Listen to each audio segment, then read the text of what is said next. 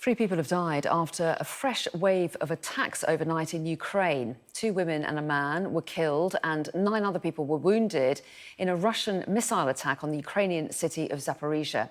Well, let's get more now with our military analyst, Sean Bell, who's here with me. Hi there, Sean. Hi. So reports of more rocket attacks then overnight. So what is the latest on that? Yes, it's both sides been trading missile attacks, which has become a bit of a feature of the war. Russia claims that they shot down 2 drones that were heading for Moscow. They also claim that there were 11 Ukrainian drones attacking Sevastopol, and counterclaiming, obviously, Ukraine have claimed that there's Russian missile attacks on Zaporizhia. Some of the footage we're seeing here from there. As you say, initially it was 2 people killed, now 3, a number of injuries rising. And there's also been, more recently, a massive drone attack on an oil depot at Ravine. We'll bring more details when we got it. The trouble is, all of this is a bit of a sideshow, because the main effort here is Ukraine trying to liberate territory with their counter-offensive. And at Bakhmut, really slow, grinding progress, nothing really to report there. And Kupiansk, up into the north of Luhansk, it's actually the Russians that are taking ground. We've not been able to verify it, but a lot of reports saying they are on the front foot there. And to the east of Zaporizhia, where the main front line is, we get regular reports of incremental Ukraine gains, but no sign of a breakthrough, which is what the Ukrainians desperately need. Meanwhile, Poland reinforcing its border with Belarus. What should we read into that?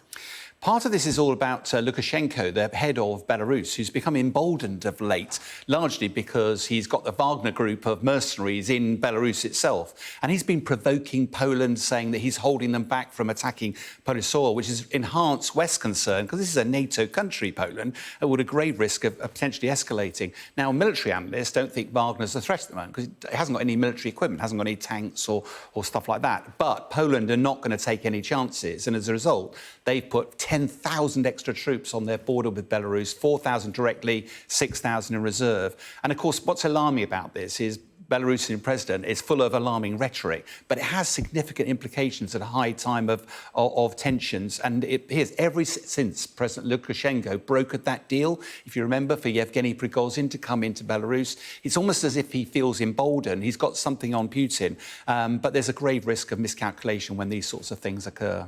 And the offer wasn't just to Prigozhin to go to Belarus, but also for Wagner Fighters, and a number of them did. But there are reports that they're now moving out of Belarus. Is that right? And do we know where they might be headed? One of the difficult questions ever since the march on Prigozhin against Moscow was, what was Putin going to do with... And a whole lot of these troops were suddenly put in Belarus, and there was all sorts of alarmists thinking, are they going to be used to attack NATO soil? But as you say, there is reports now, 500 to 600 of them are being bussed out.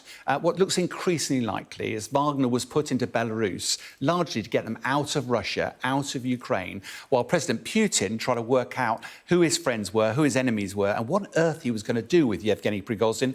Some of those Wagner forces have now been assimilated into the Russian MOD. Some of them have been sent out to Africa. The remaining ones in Belarus, what do you do with them? Well, largely they're a mercenary force. They need to be paid. Who's going to pay them?